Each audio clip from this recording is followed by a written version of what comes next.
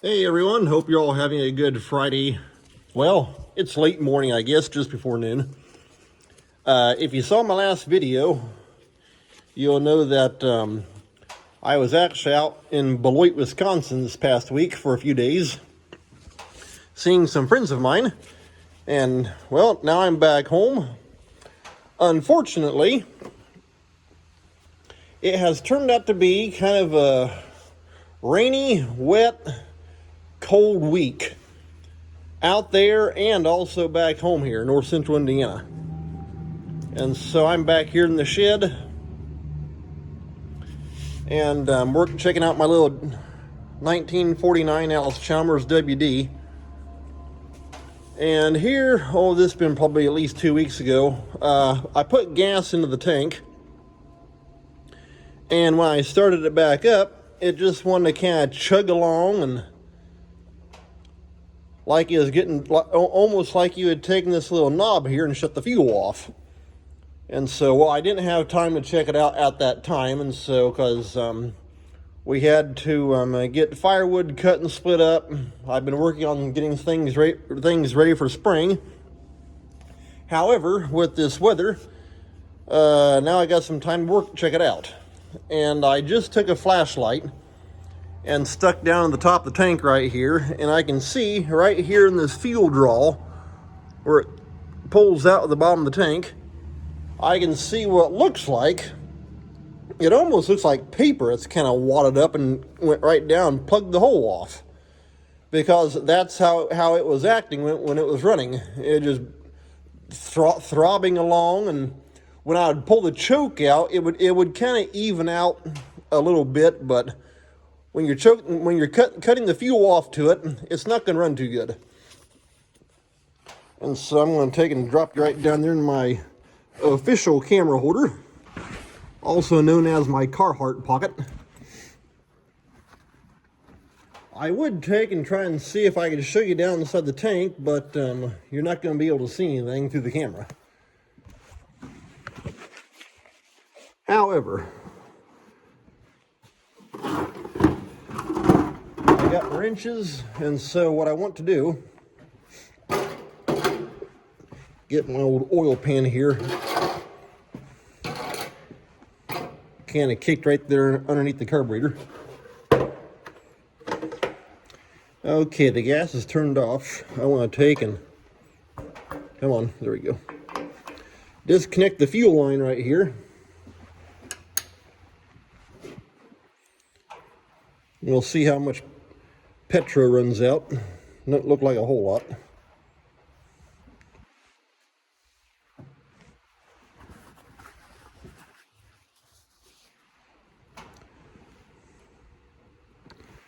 Okay, it's got that little flare fitting. Yeah, there we go.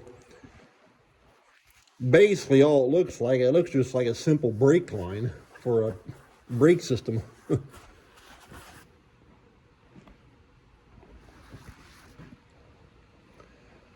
Okay. Well, okay, a little bit of gas did come out, but what I want to try and do, it's going to be kind of tricky.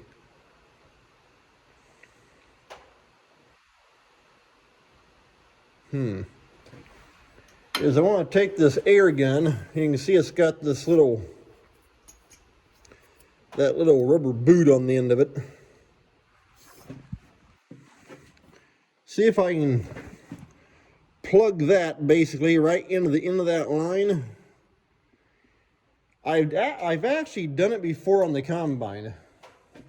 Here several years ago, the one combine started doing the exact same thing. It just started losing power. Well, it didn't take very long to find out that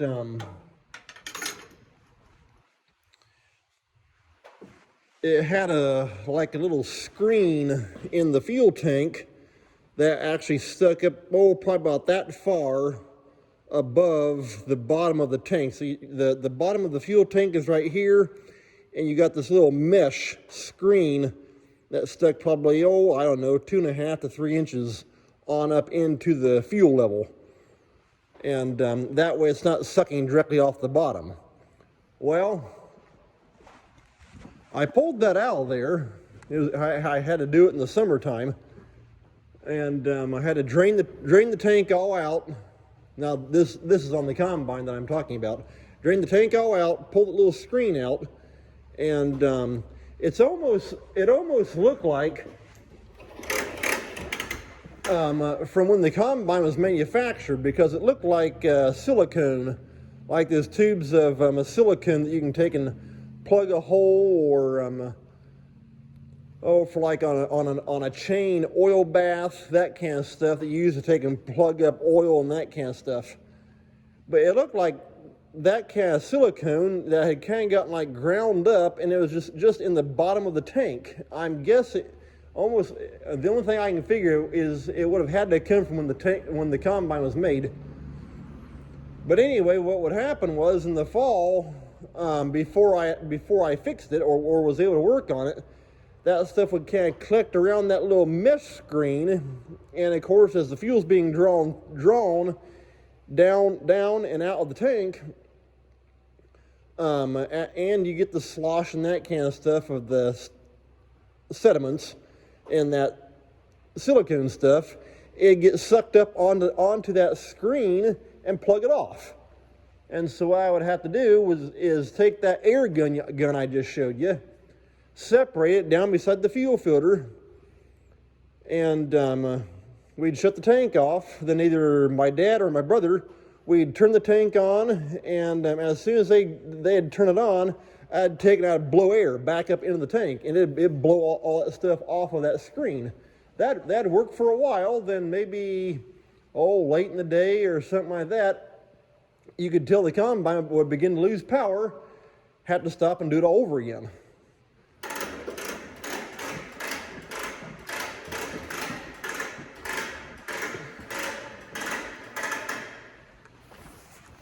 And so, anyway, what I did on the combine was I took that screen out because the end of it was crimped down. So it was a little round screen, and then they had taken folded the end, they had mashed the end of it flat and kind of folded it over. So what I did, I just took a pair of wire cutters, cut that off, and literally just opened it up. So you still have a screen stuck up that high into the tank, but if something gets up here around it, it can still suck fuel right through the end of the screen and keep on running. And so it does seem like I had some trouble here, maybe 2 or 3 years ago with that. And it seems like that time what I did to try and see if I don't know if it was actually kind of like getting all around that and got some bigger pieces that could not go through that hole that I had made a few years before that. And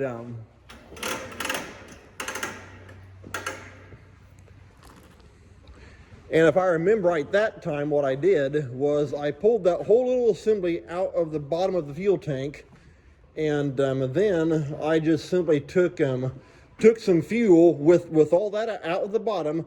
I took fuel into the top, and I just dumped some fuel in to let it run out that big round hole in the bottom of the tank, just trying to rinse all that junk and silicone stuff out of there.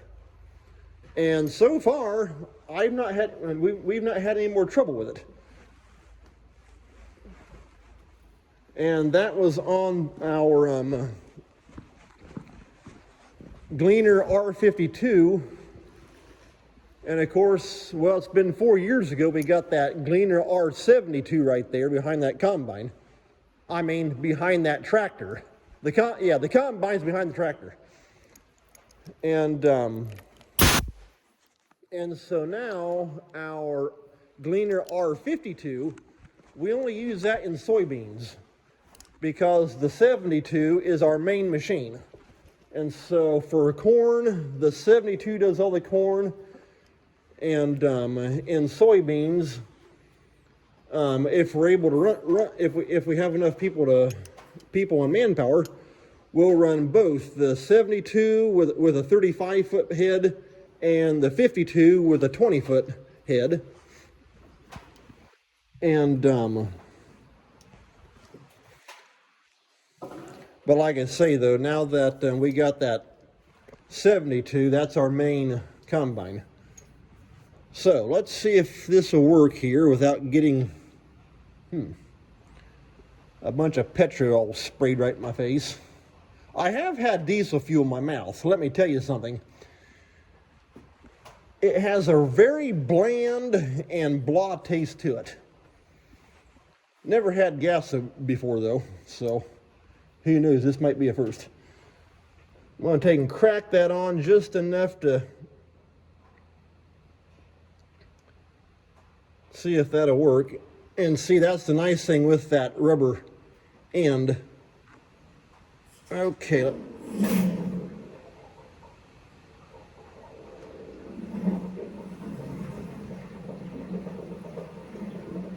Okay, well, I don't know if you could hear that or not, but if you did, that was the air bubbles coming up through the tank, so I blowed that out, or blowed it back up inside.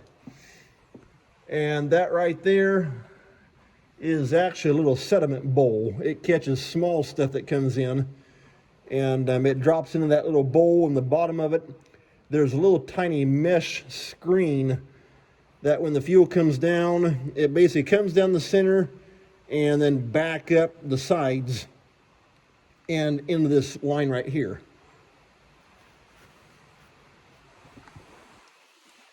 And so the sediment bowl is basically the early version of a fuel filter. Now, when I bumped on that air, I did see it spit out right around here. I'm guessing it spit out right there around where that glass seats up against the little rubber O-ring or the gasket right there. Thankfully, it didn't blast over my gloves.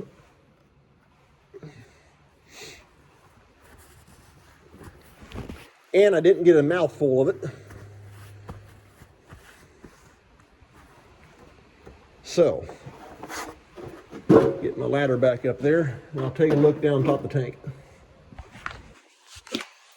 Got my little handy dandy flashlight. Somebody actually gave me that here a couple years ago.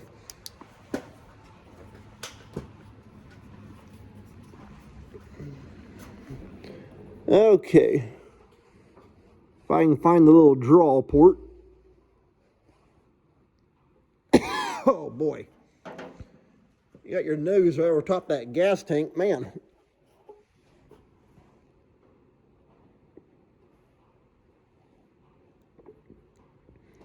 Okay, well, I can actually see it down in there. And it's got like, it's almost like flaky stuff. It almost looks like, well, something kind of like that paint right there. You can see how that paint's kind of flaking off, only it looks like white paint, like little white paint flakes that are laying in there. And so when we put gas in the tank here a few weeks back, it stirred all that up, then went right down and plugged the hole off, or the draw. So let's take and reconnect the gas line.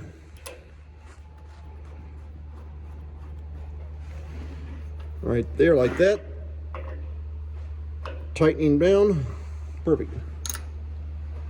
Okay, now I'm going to take and I can find my grease rag. We'll take and turn this back on.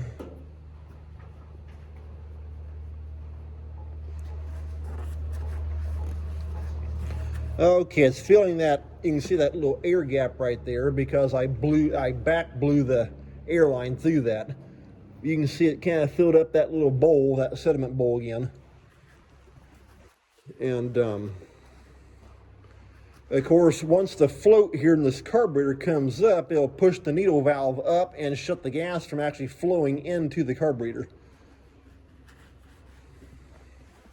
And so what I might end up doing, let me take a look at my time. Lunchtime for me is usually right around noon. Well, we're about 15 minutes till, so I'm going to take and we'll see how well this thing will run and fire him up.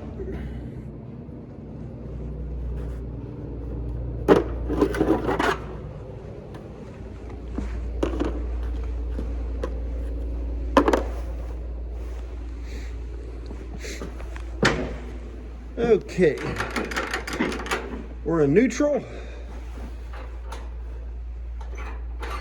In fact, usually this little tractor, it would help if I put the gas cap back on.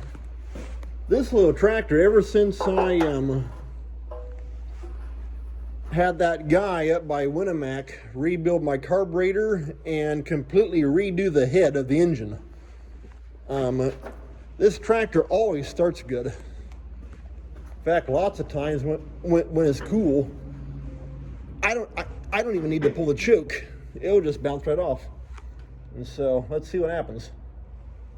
I think we're ready. Yeah.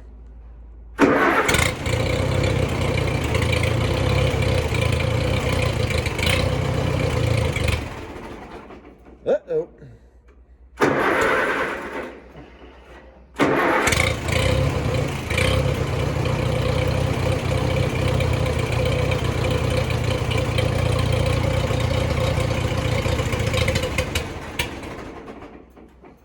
Well, of course, I do know when I went to shut this thing off, it was spitting and sputtering, so it's probably got a bunch of air, and hopefully it didn't goof up the needle valve where I got to reset the float again.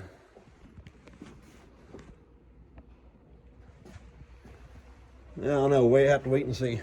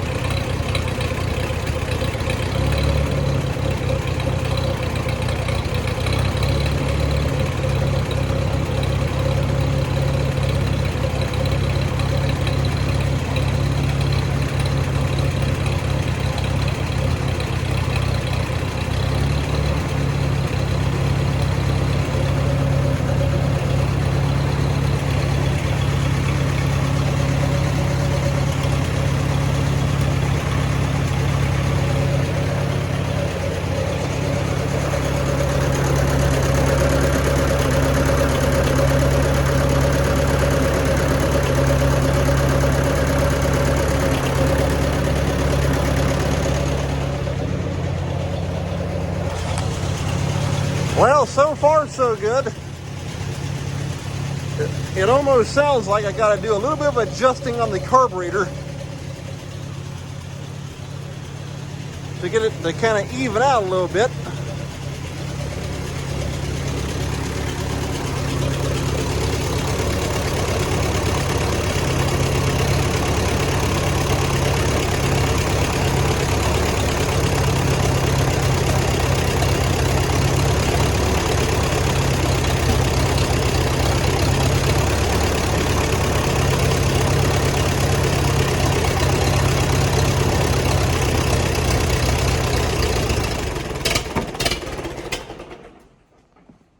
Okay, well, at least it runs, but like I said, I'm going to have to do a little bit of adjusting on that carburetor. When it started choking down here a couple weeks back,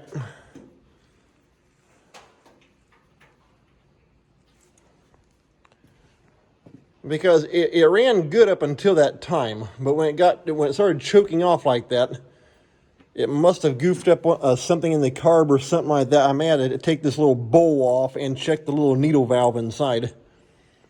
Because when it was running there, I was running with the choke half on. And normally I don't do that. Like I say, in fact, lots of times I can start it when it's surprisingly pretty cold out, even down into the upper 20s to around 30.